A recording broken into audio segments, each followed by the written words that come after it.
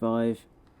Nothing was harder than opening my eyes and seeing the sun had just begun to rise. The pain I felt from the day before was heavy, but I was still feeling up to the adventure. It was weird how hard it was for me to get to the fact that death was nearly hanging over my shoulders just a few hours ago. But here I am, awake and ready to take the risk for my life, for some stupid hoverboard equipment. Then again, without them, me and everyone I know is good as dead.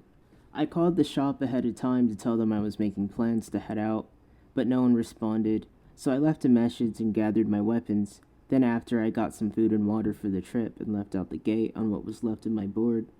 It was very slow and unstable, but I had control of it. Moving along the road was easy and fairly simple, and the worms had been at bay for a while, so I wasn't worried about getting pulled underground. No one that's ever been pulled underground by a worm has ever made it back to the surface. But it's pretty hard to get caught by one. You'd literally have to be sitting and standing and waiting by a crater to get eaten.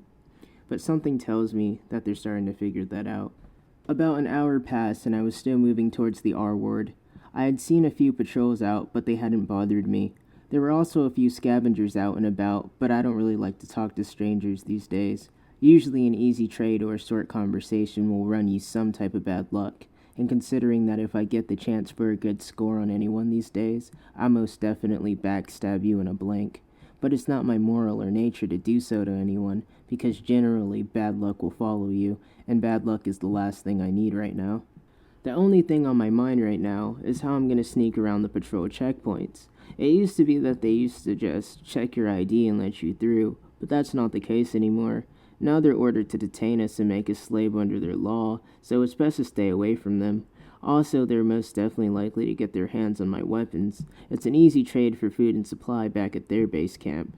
Really, they're the same as any other person on Earth right now. They just take orders from the government and get funding to boss us around.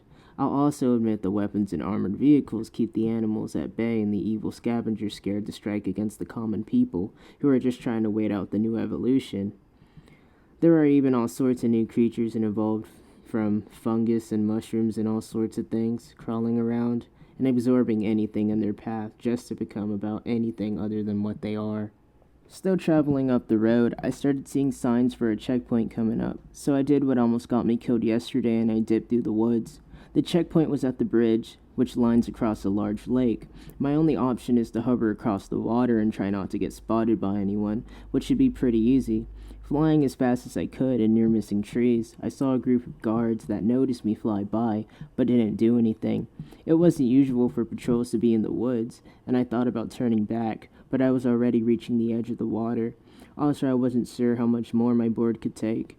Then before I knew it, I was over the water and headed over to the other side of the lake.